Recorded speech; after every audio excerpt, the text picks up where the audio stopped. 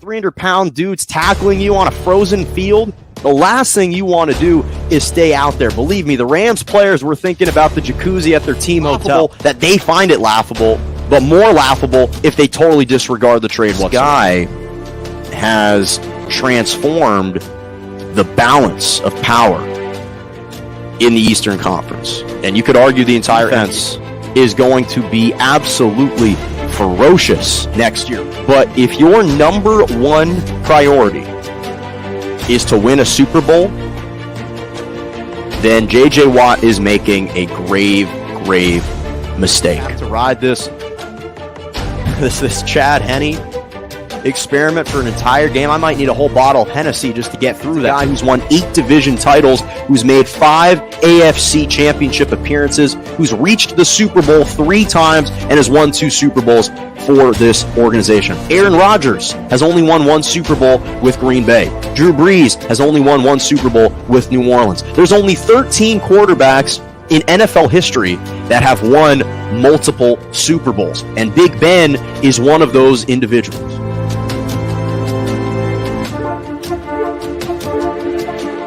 Good morning and welcome to Morning Joe right here on JJ Media Network, Facebook Live, Twitter, and on YouTube.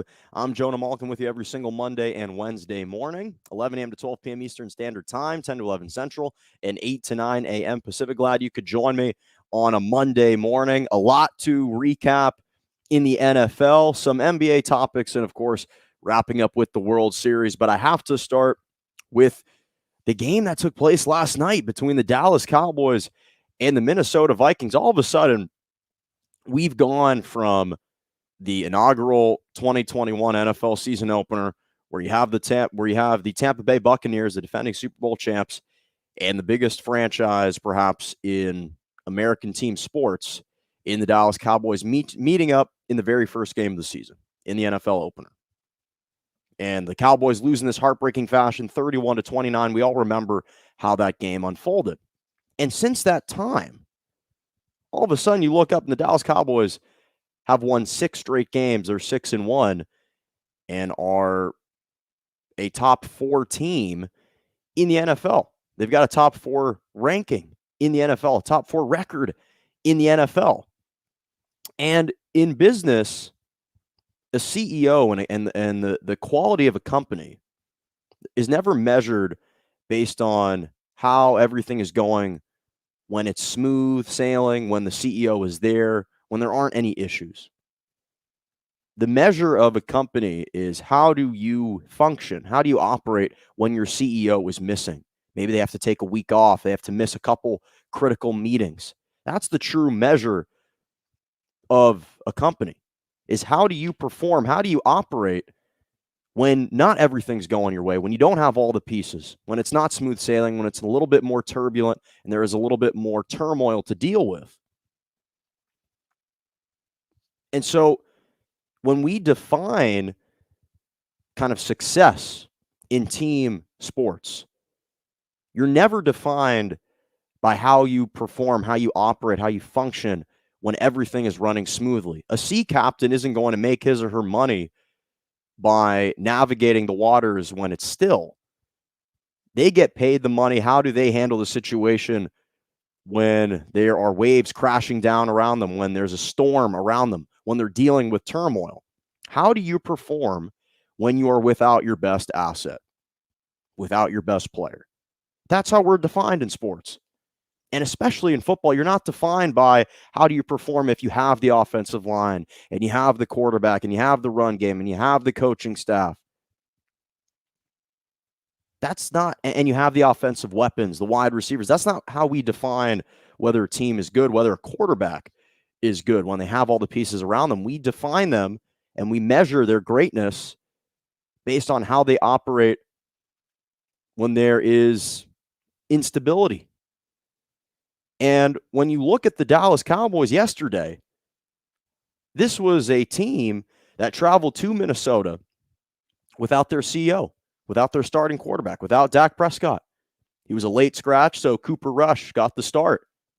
We just saw Aaron Rodgers and the Packers go to Green Bay, who was the only undefeated team in the NFL, the best record in the league. And Aaron Rodgers went there without his 3 starting and best wide receivers, Devontae Adams, Allen Lazard, and Marquez Valdez-Scantling. And he went there and he won. And last night, given the fact that the Cowboys actually had to travel on the road without Dak Prescott in the starting lineup, to me, this was the most impressive win of the Cowboys season. This was the most impressive win that the Cowboys collected all year. They weren't that dominant on the ground, only 78 rushing yards. This was a team that ultimately had to overcome 11 penalties, several boneheaded defensive penalties towards the end of the game. Randy Gregory had back-to-back personal fouls, which were just gratuitous, and they just weren't necessary at all. And yet, they had a 17-6 advantage when it came to first down. They were 50% on third down, 7 for 14 as a Cowboys team. They limited the Vikings to 1 for 13. That's 7% on third down. So defensively, they were a nightmare, creating tons of havoc. They had 9 quarterback hits on Cousins, 3 sacks. So all the other components are what helped elevate this team around a guy in Cooper Rush, who, by the way, had never started for the Cowboys in over 4 years. He'd played in 2 other games. He had attempted 3 passes for a total of 2 yards. And all of those attempts came in 2017 for a guy who was drafted out of Central Michigan in 2017. And this guy goes for 325 yards passing and 2 touchdowns. The defense was supporting him. His offense was supporting him. CeeDee Lamb and Amari Cooper in particular, over 100 yards receiving for both of those guys. That's what you need, a complete effort, a complete team effort to step up. And again, you're measured by the sum of your parts. And to see that type of performance yesterday was absolutely a game that the Cowboys easily could have lost. And to be quite honest with you, probably went into it with the assumption that they would lose. And it was a game that they could afford to lose. The NFC East is weak. Cowboys have a substantial lead over the other teams in their division. Eagles are the next closest team, I believe, and they're still about 3.5, 4 games back of the Cowboys. So from a divisional standpoint, this was certainly a game that you could afford to lose. From a conference standpoint, of course, you don't want to lose any games, so that way you can keep pace with the Cardinals, with the Rams, and with the Packers. But this was a game that the Cowboys basically went into it saying, hey, listen, we're not playing Dak tonight. We want to give him extra time to rest. We want to give him extra time to heal up. And so we're going to start this kid in Cooper Rush and just see what happens. Roll the dice. If we lose, well, we could afford to lose this game. If we win, even better. It reveals even that much more about the team. And that's what was impressive to me is, again, it wasn't pretty. It was flawed. It was ugly. But the Cowboys are just finding ways to win. And at the end of the day, successful teams that go on to have successful seasons, they find ways to win. The average margin of victory in the NFL is 3 points. And it's oftentimes narrowly divided by just a few little plays in every single game. Did you make a couple little plays, either defensively, offensively, fewer turnovers, a few fewer penalties? That's what it takes. That's what it comes down to. And then the interesting thing is this was the second year in a row that the Cowboys have managed to go on the road and beat the Vikings. There's something about the Cowboys and the Vikings without Dak Prescott, like they have Kirk Cousins' number from the days that he was with the Washington, at the time, Redskins. Now they're just the Washington football team, where something psychologically, the Cowboys just feel like they can beat Kirk Cousins at all times. They've got like a 65% winning percentage against Kirk Cousins all time since he's been an NFL quarterback. And for the second straight year in a row, they go to Minnesota without Dak Prescott, because they beat this Vikings team last year without Dak Prescott 31-28. Dalton Schultz caught the game-winning touchdown pass. And we saw it happen again yesterday. And so it's just important. And I think that it's really impressive. Again, Andy Dalton led them at the time. I think that it was just a huge win, not only for the Cowboys as a team as it relates to their standings. I thought it was a great moment to see the elation on the faces of Cooper Rush's family that were there. That was something special. I'm glad NBC panned over to them and found them in the stands in the audience, because we don't know how often this is going to happen, especially for a guy in Cooper Rush. Likely won't make many starts, and if he does, it's not always a guarantee that it's going to result in a win. And he actually balled out, and he played well. And again, the Cowboys just finding ways to win. And at the end of the day, that's what distinguishes the really good teams from the average teams in any given NFL season. And it was a big-time win, big-time performance by the Cowboys. So it's a sign of a really good team. And transitioning to another team in the NFC, the New Orleans Saints, rather. The Saints and the Tampa Bay Buccaneers, the defending Super Bowl champs, matched up yesterday. And Sean Payton, when it comes to the regular season, has just dominated the Bucs since he's been the head coach of the Saints since 2006. He's 11-5 against the Tampa Bay Buccaneers at home. He's got a substantial winning record both at home and on the road against the Bucs since he's been the head coach of the Saints.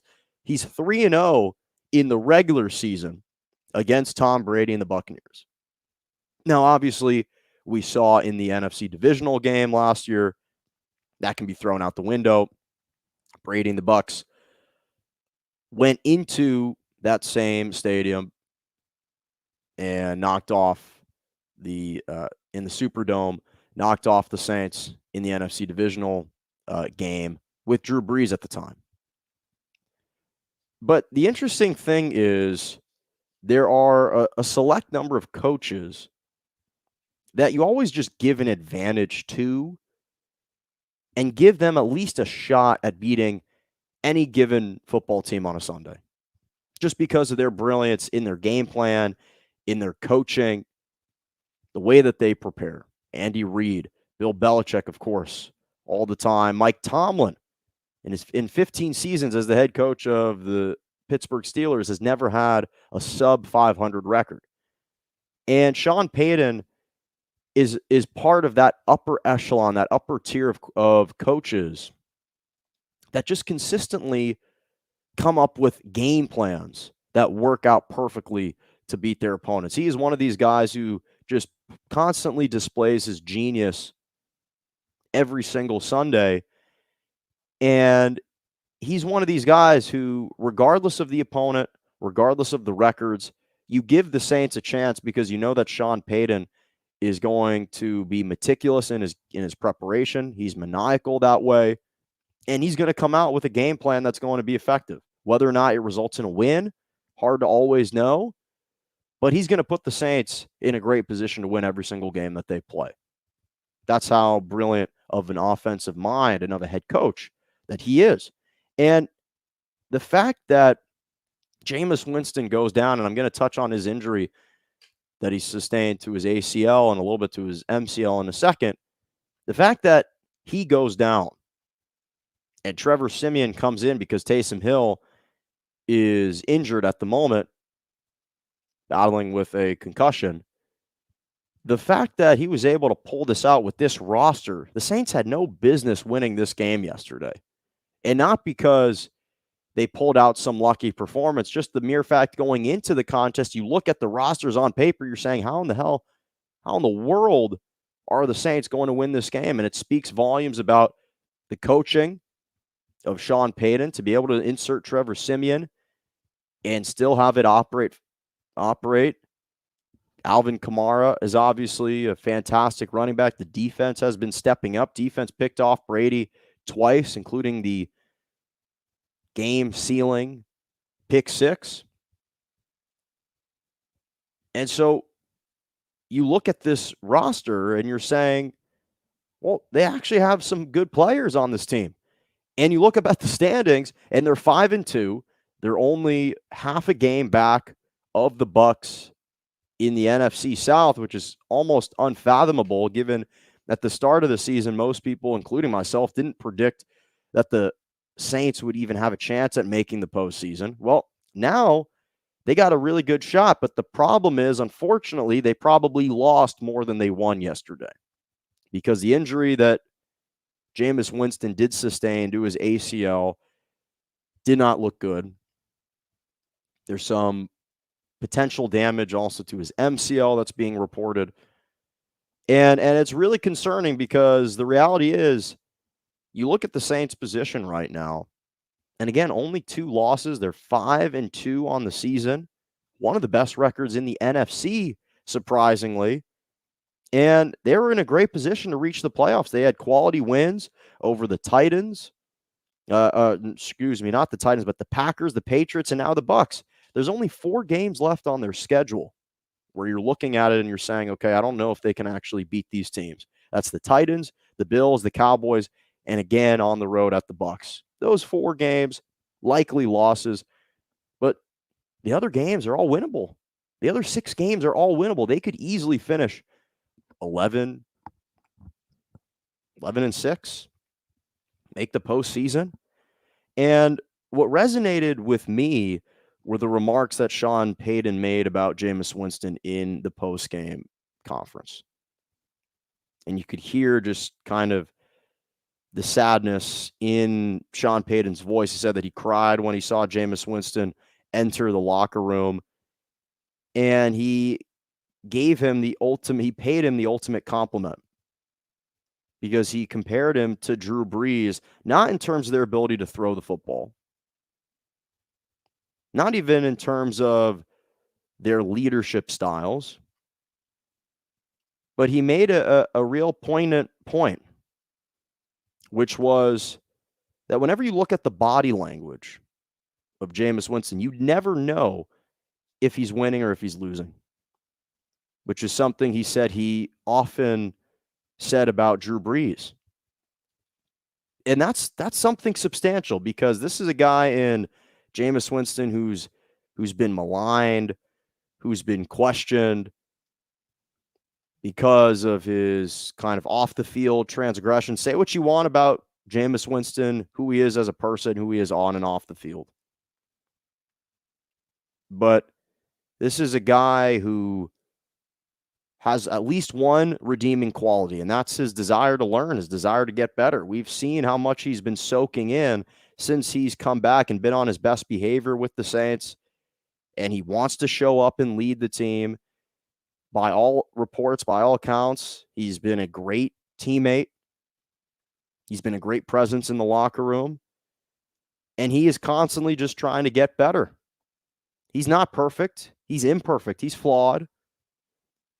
But to hear those type of words from a revered coach in Sean Payton, to speak so glowingly about Jameis Winston, about the fact that his body language is actually one of the most positive signs for the guy, I think is profound.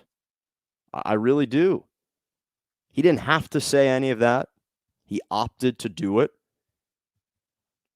And it's a shame that the Saints might lose him, especially for this year, because upon first glance, it didn't look great. I'm hoping and praying for Jameis Winston that it's not a major ACL injury, that hopefully he can recover on a short timeline. If he is gone for the season, I still think there are enough wins on their schedule, whether it be Taysom Hill, whether it be Trevor Siemian, for them to still come out on top and have a chance at making the postseason. But that was just a devastating blow potentially for them. So hopefully that's not the case. And again, 14 touchdowns, 3 interceptions.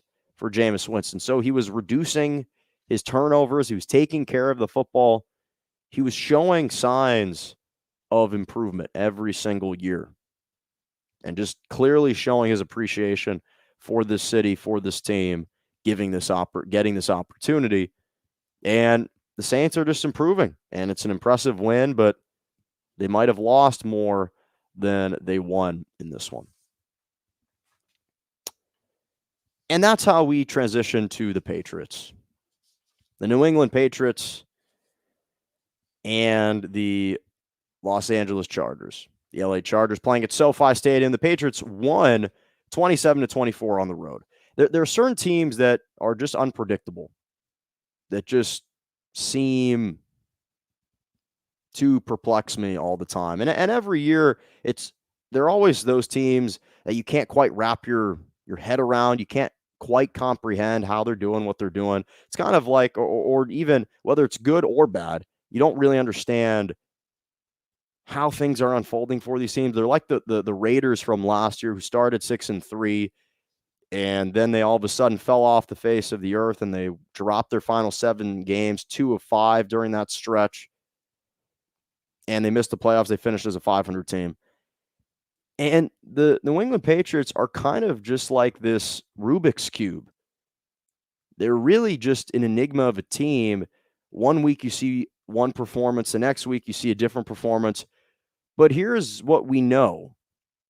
What we know is that with any Rubik's Cube, it's solvable. There are answers. There are explanations. And when I think about the New England Patriots, as much as I have a difficult time comprehending how they've been doing, how they've been winning these games, how they're 4-4 right now in the AFC, there's actually a fairly easy explanation. The Patriots are not a bad football team. People have been trying to convince me the whole year that the New England Patriots offense stinks, that they're not a good football team, that they're just beating the bad teams, that they're losing to all the good teams. But the reality is, right now, if you look at the Patriots, they're kind of perfectly on schedule.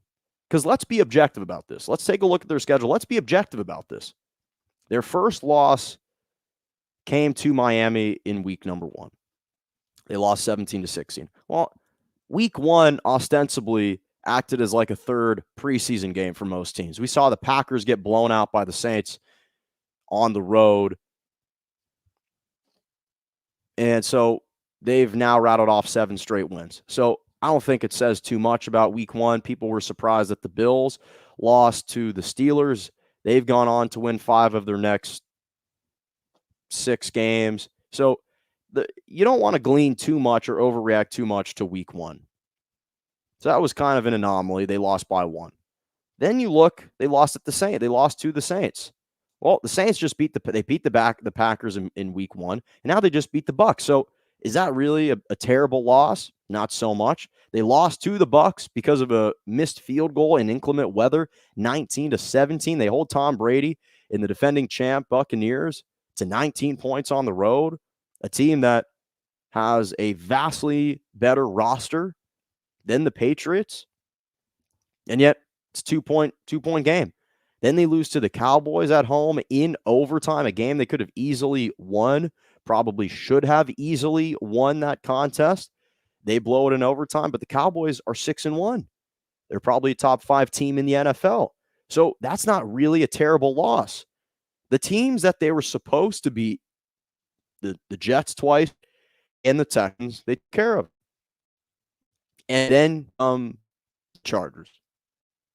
And this is one of these games where classic Bill Belichick, gutsy, defensive-minded, overachieving type of win, where Bill Belichick's game plan just trumps that of his adversary, of his opponent.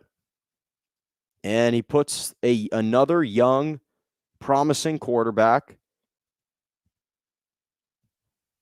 for a long ride. I mean, defensively, he just had Justin Herbert flummoxed a little bit.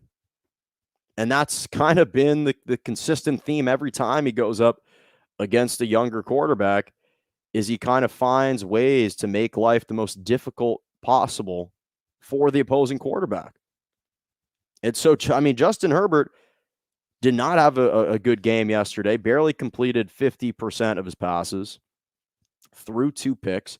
But that's the thing is, you look at this outcome, and the Patriots had fewer total yards. They had fewer drives, fewer yards per play, fewer rushing yards. And even with all of that, when it came to the strategy and the game plan and the defensive discipline components to the football game, that's where they had the advantage. Fewer penalties, fewer turnovers, better third down efficiency. Again, Herbert barely completed 50% of his passes, through 2 picks, was sacked 3 times. And then, this is the key stat here. Better clock management. The Patriots held the ball for 11 more minutes than the Chargers did. Like 35 minutes to 24 minutes on the road. So when you've got all the kind of ancillary components in your favor and your advantage, you're going to win that football game. And again, the Chargers are a really good football team. Let's not get it twisted. The Chargers are a really good football team. And for the Patriots to do what they did, it's just a classic Bill Belichick game, because he put Mac Jones in positions to consistently thrive. He didn't have him push the ball deep. He had him just completing higher percentage passes, shorter, intermediate throws.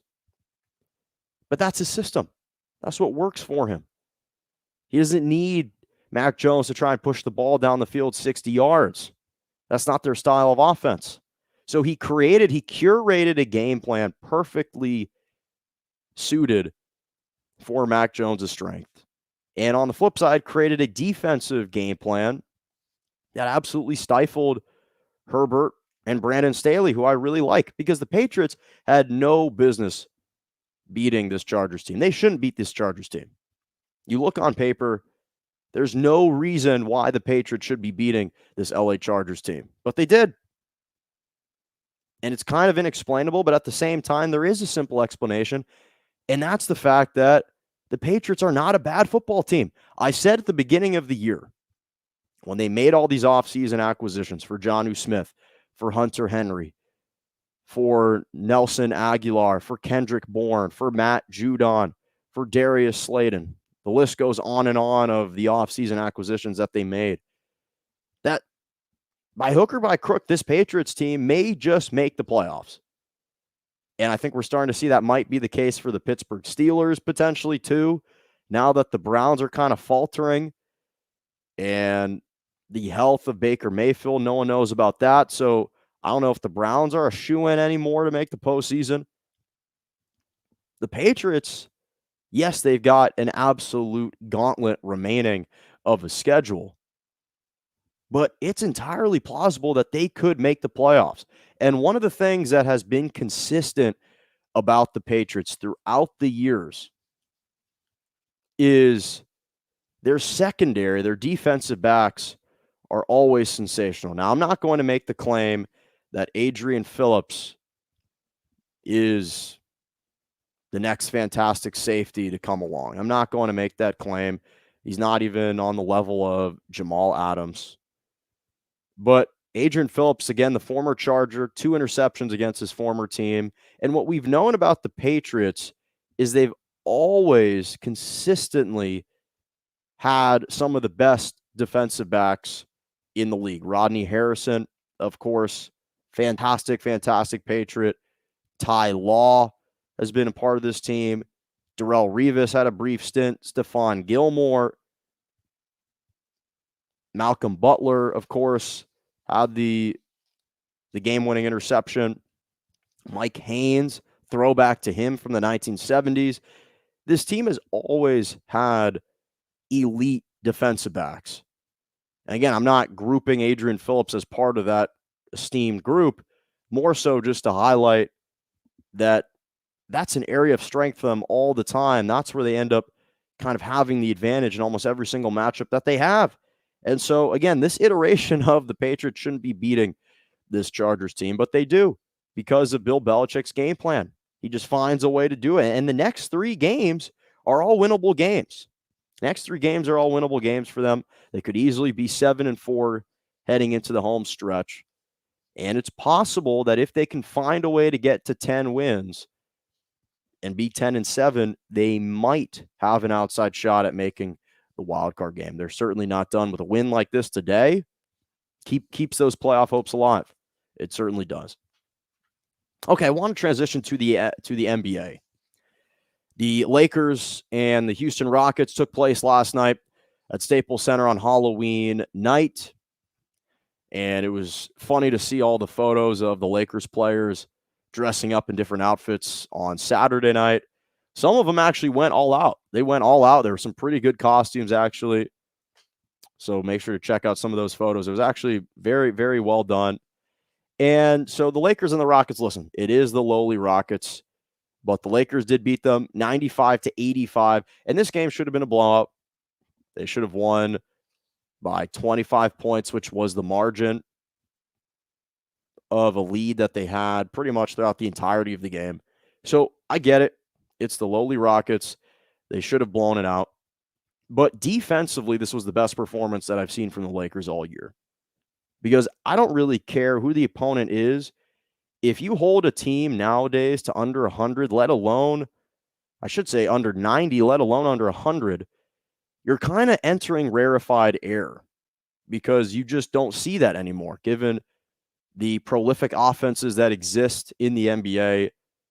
For the Lakers to be able to win a game scoring under 100 points, they were one of the worst defensive teams entering this game. And they put on the clamps and held the Houston Rockets to 85 points. They held them to under 60 points heading into the fourth quarter, which is extremely impressive. So for me, here are the positives. If you're the Lakers, now you know we can defend.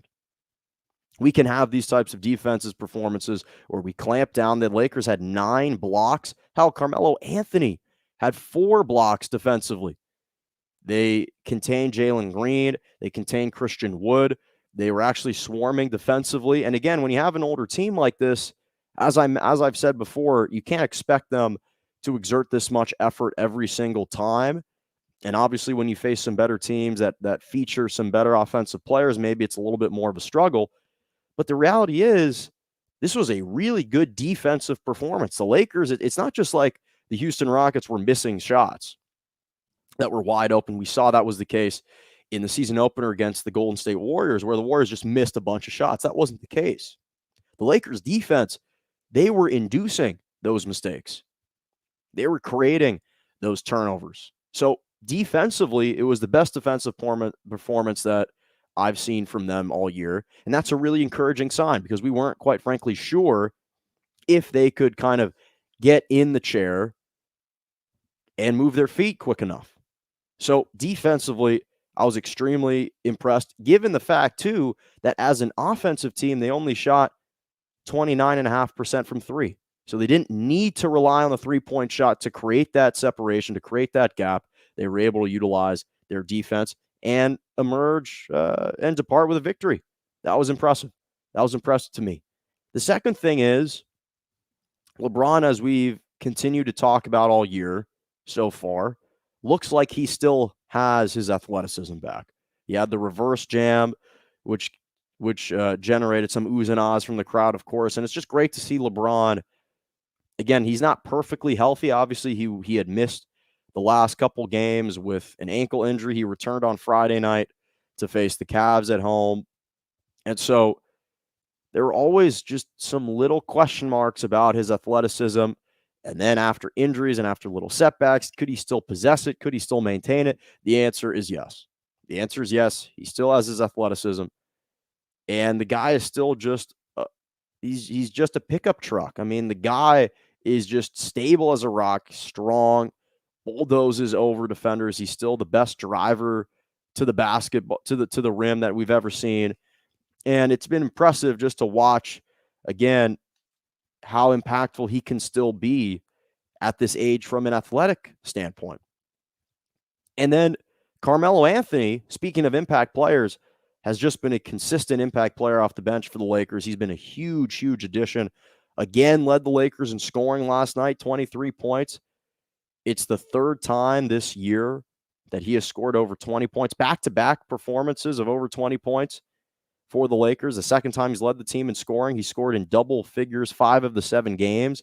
He's been averaging 13 points for the Lakers. And with the exception of one garbage game against the San Antonio Spurs where he was just missing everything, he's been one of the best players for the Lakers, which is kind of hard to fathom. Carmelo Anthony at age 37 with LeBron, I think.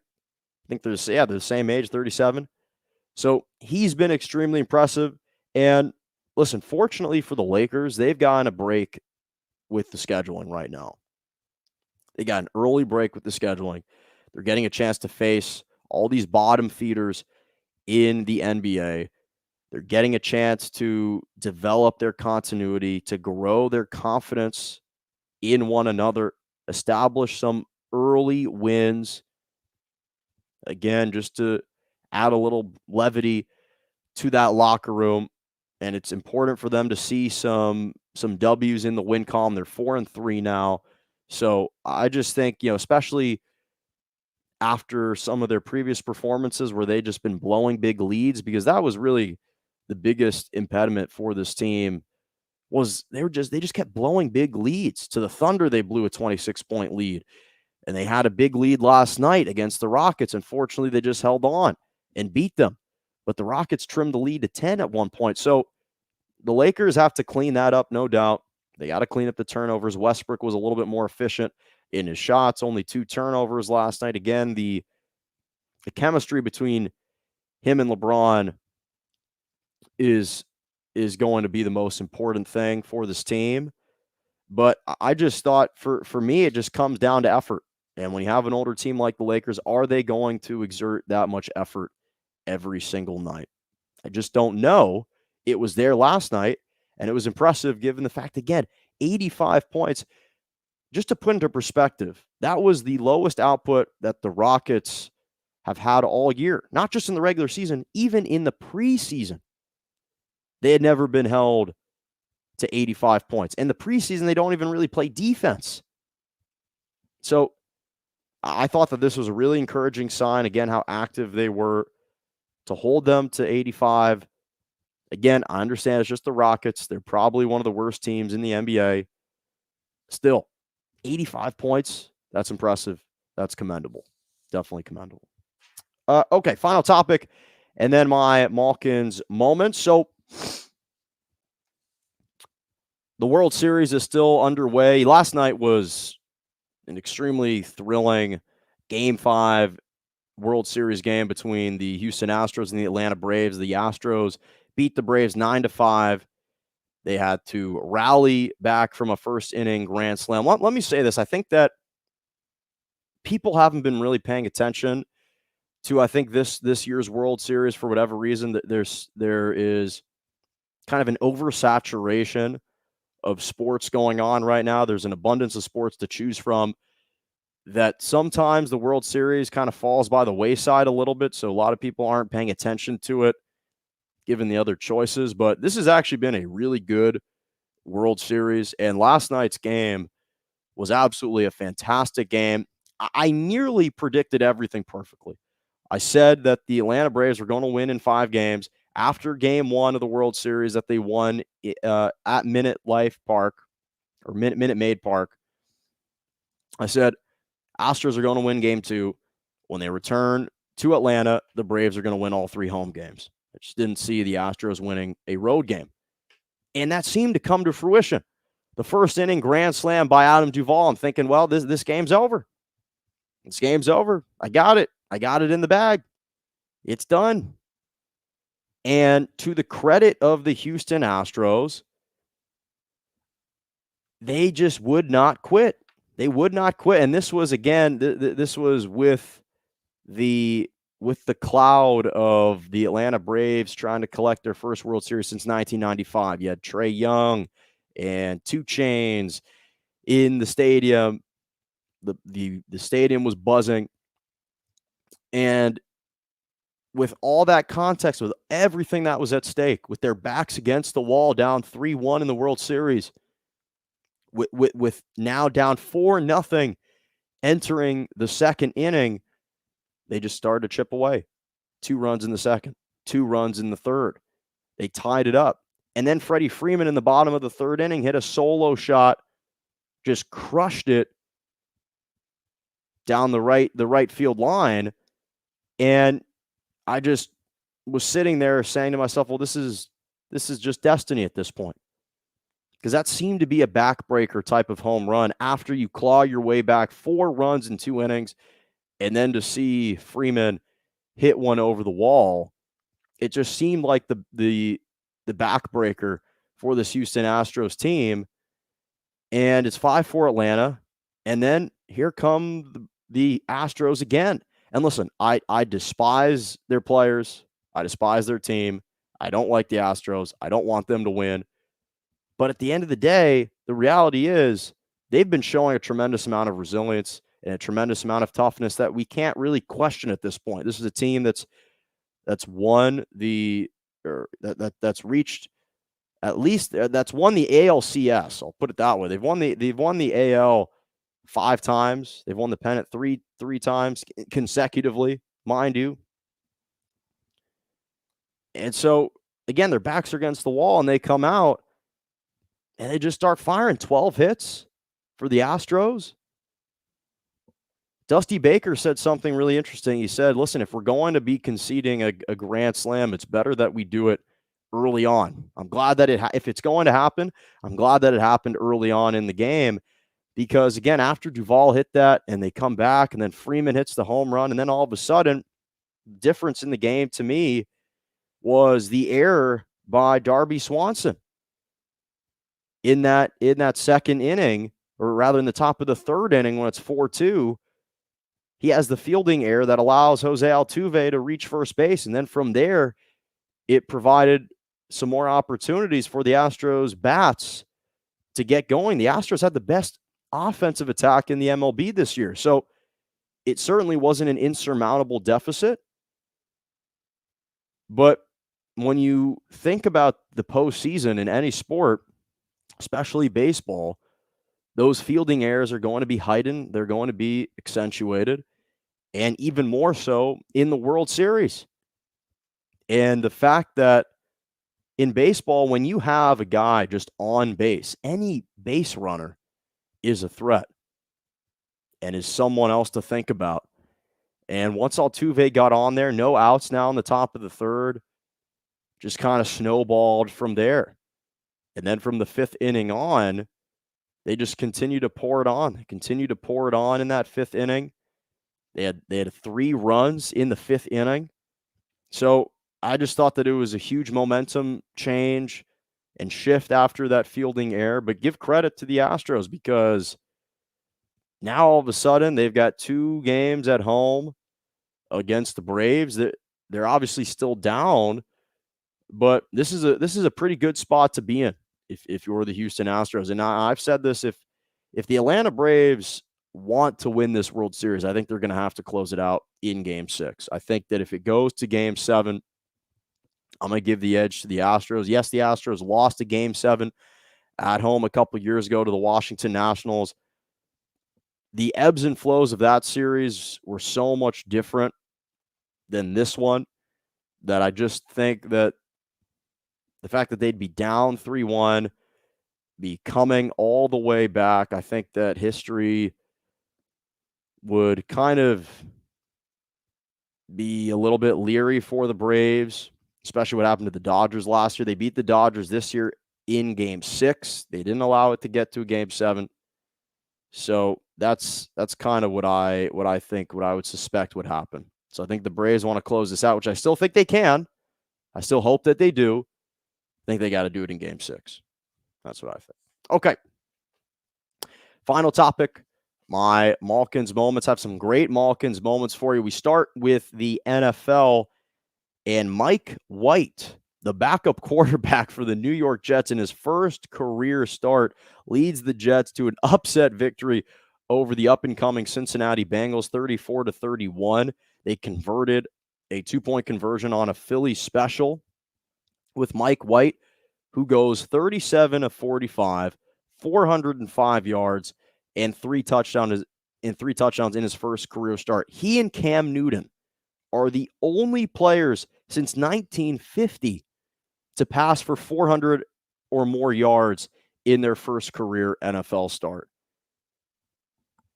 And the Jets all of a sudden have 2 wins, which, again, the Bengals 5-2, and they also beat the Titans in the most bizarre fashions. But Mike White, good for you.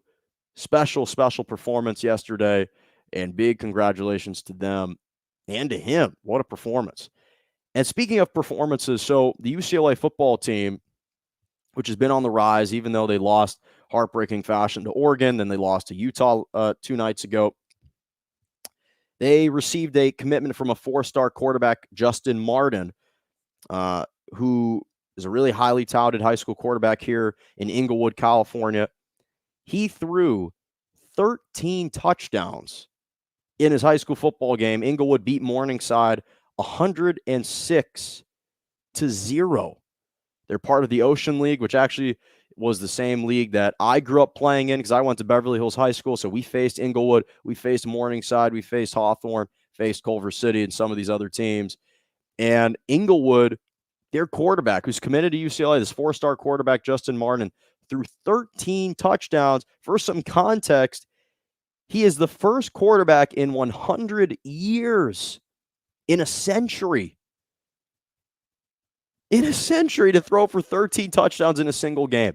They beat Morningside 106-0.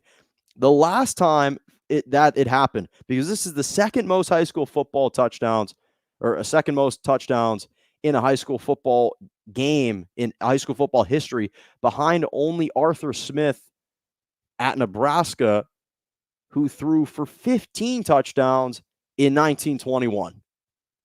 So sensational performance. UCLA is going to have a great kind of prospect coming in. Ethan Garbers has been doing an admirable job filling in for Dorian Thompson-Robinson, but now we've got this other kid too, who's 6'40", like 230 pounds, so he's built, and he's an athlete, and he's got an arm. Very exciting stuff for Chip Kelly in that offense. Kenneth Walker from Michigan State, a Heisman candidate right now, rushed for 191 yards on 20 carries, had 5 rushing touchdowns. Had 5 touchdowns in the win over Michigan. Michigan State was ranked 8th. Michigan was ranked 6th. It was one of the best college football games of the year, especially over the weekend, but in particular in the year. It was his 10th career 100-yard rushing game. But here's what was impressive about him, who again has inserted his name into the Heisman conversation. The 5 touchdowns are the most rushing touchdowns in the Michigan State-Michigan series history. And his 5 rushing touchdowns are the most rushing touchdowns by any player versus Michigan all time. Kenneth Walker III. And Michigan State, again, they were ranked 8th. Now they're ranked number 5. They're 8-0 right now. Look out for Sparty. That's a big-time performance from him. Major win from that program. And then finally, for the Dodgers, Max Scherzer won the MLBPA's Most Outstanding NL Pitcher Award for the 3rd time in his career with the Dodgers. He had a sub-2 ERA. He had a 1.98 ERA for Max Scherzer. A great season for him. It's a shame the Dodgers came up a little bit short, but he had a fantastic individual year. That'll do it for us. Thank you so much for joining me every single Monday and Wednesday morning, 11 a.m. to 12 p.m. Eastern Standard Time, 10 to 11 Central, and 8 to 9 a.m. Pacific. Make sure to subscribe to my YouTube page, Morning Joe with Jonah Malkin. Follow me on Twitter at morning_Joe_ at Jonah Malkin, JMalk97 on Instagram, Jonah Malkin on TikTok. And as always, have a lovely rest of your morning.